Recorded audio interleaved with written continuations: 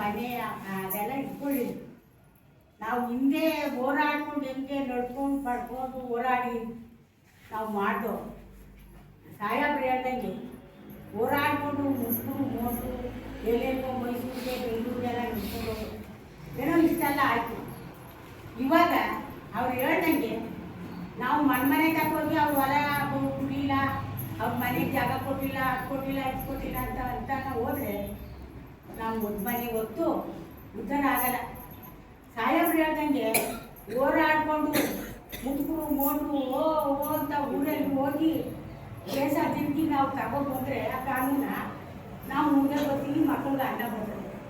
ಅಲ್ಲೇ ಇದ್ರೆ ಆ ಔಷಧಿನೂ ಅಲ್ಲೇ ಇರ್ಬೋದು, ಅದೆಲ್ಲ ಅಲ್ಲೇ ಇರಲಿ ಸರ್, ಆಮೇಲೆ ಮುಂದೆ ಬರ್ತದೆ ಅದು. ಇವಾಗ ಊರು ತಿರುಗಿ ಯಾವ ಊರಲ್ಲಿ 5 ಜನ 2 ಜನ 3 ಜನ 4 ಜನ ಎಲ್ಲ ಎಲ್ಲ ಬಂದವ್ರು ತಾನೆ, ಅವರೆಲ್ಲ ಸೇರಿ ಹೋರಾಟ ನಿಂತು ಸಾಹೇಬ್ರ ಹೋಗಿ ಅದು ಕೇಳಿ ಅದನ್ನು ನಾವು ತಂದರೆ ನಾವೆಲ್ಲ ಚೆನ್ನಾಗಿ